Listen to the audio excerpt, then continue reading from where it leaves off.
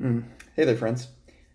Uh, I am doing this to get a few thoughts out, um, and perhaps to pad or fill some of the time while I'm preparing some somewhat more official and maybe slightly more professional videos. So this is just a kind of quick, unedited thing. But it relates to a topic that comes up frequently. And before I get into this, let me say that I am not the world's foremost expert on martial arts of any kind or on self-defense. I'm speaking from my experience and from the perspective that I can speak from. But I think that what I'm going to say here is not going to seem particularly controversial to pretty much anybody who is an expert, anybody who is particularly knowledgeable when it comes to topics like martial arts and self-defense and all that. Okay, so I think I'm on point here. I think most people who are experienced enough or knowledgeable enough to comment will also agree with most of what I'm saying here. But there you have it. I wanted to put that disclaimer there. Anyway, the topic simply is what? A comparison between self-defense and martial arts.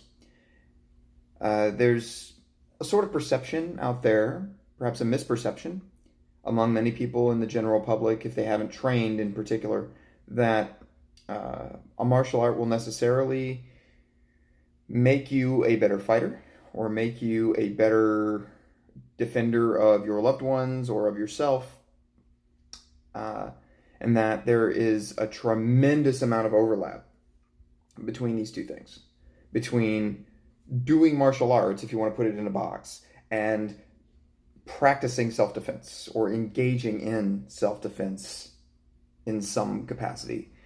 And I want to say that that's not the case. Now, there is overlap, and I'll speak to that, but it's important to know that these are very different things in the sense that a martial art is a structured art.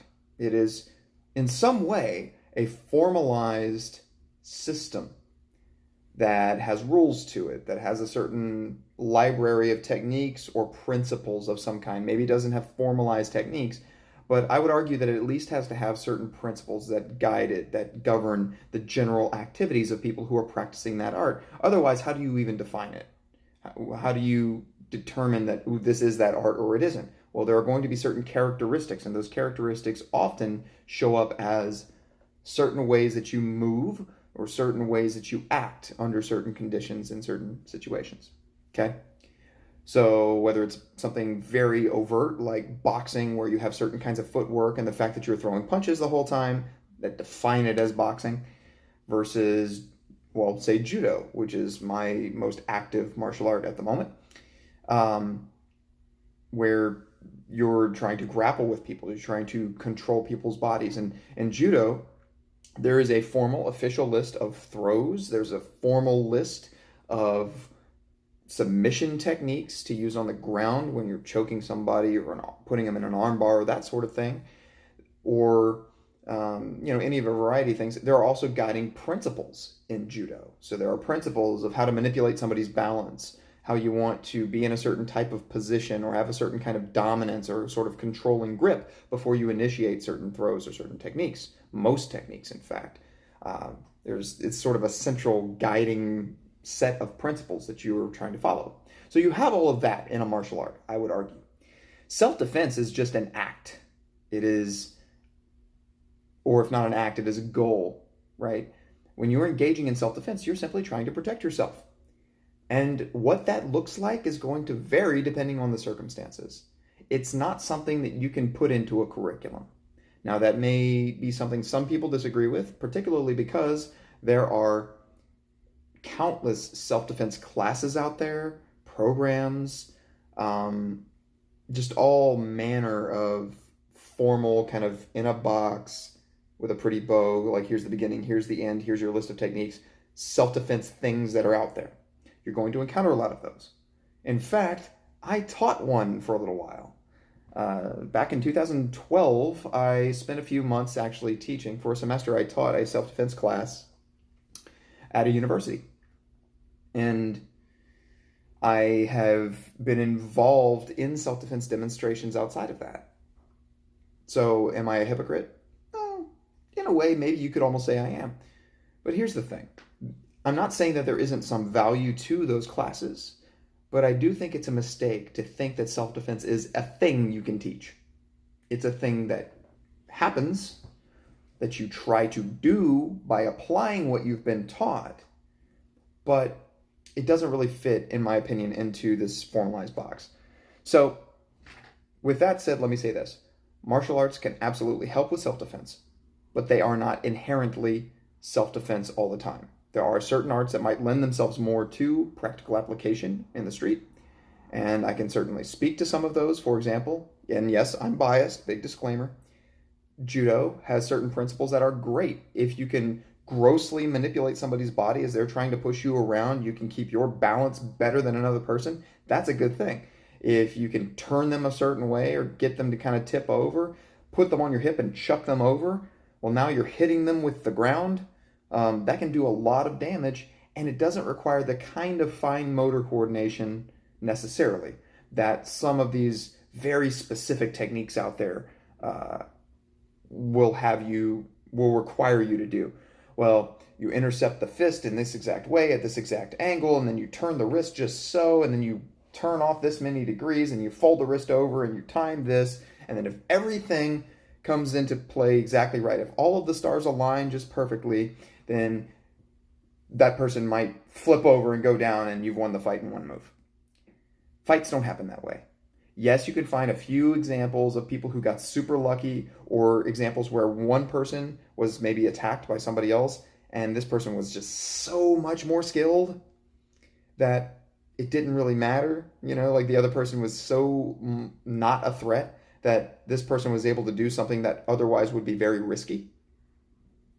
But for every one of those crazy exceptions, you have tons of very mundane, very normal situations that kind of prove the rule. So just be aware of that. As you're going out there, if you are somebody who's trying to learn how to defend yourself, you absolutely can learn how to defend yourself by engaging in martial arts. But recognize that not every martial arts technique you learn in any formalized martial art is going to lend itself to protecting yourself in the street. The important thing, or there are a few important things, but one of the big ones is recognizing, this is a big takeaway skill that maybe I can generally apply. Again, just knowing how to keep your balance, that's a self-defense skill. Knowing how to maintain a certain distance from an attacker, that's a skill. Yes, it's a skill for fighting, and it's a skill for specific martial arts, but it's also a more generalizable skill that you can apply to a street fight or some kind of altercation. But is there a name for that as a technique, as a formal part of a curriculum? Generally not. So those are some things to think about. I could rant a lot longer about this, and I might do a follow-up video, but I want to keep this fairly self-contained right now. Recognize again that you can get into martial arts and you can pick up all kinds of very valuable individual skills once you kind of internalize them, but self-defense is not going to be one of these formal scenario-based, if a person grabs me this way, I'm going to do this.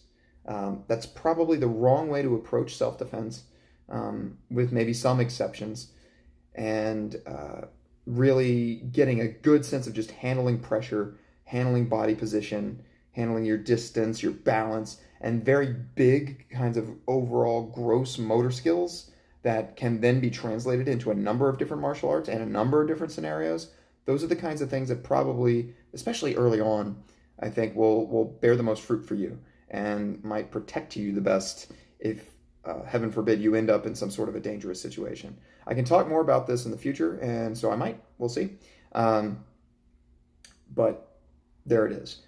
And, final point, I'm not here to specifically endorse or condemn any individual art. I know my channel has a certain identity to it, and I absolutely love judo and Brazilian Jiu-Jitsu. I love a bunch of other arts too that I haven't shared on here, at least not yet. And I see value in a lot of different approaches, a lot of different systems, but they all have their limitations as well. So again, that's why I try to separate self-defense over here from the art. This is this formal thing, martial art. Self-defense is more sort of a general goal that you try to achieve, and you can get there a lot of different ways. So maybe that helps you. I hope it does. I'm going to keep this under 10 minutes. Take care, keep throwing, keep breathing, keep learning, all that good stuff. I'll catch you next time.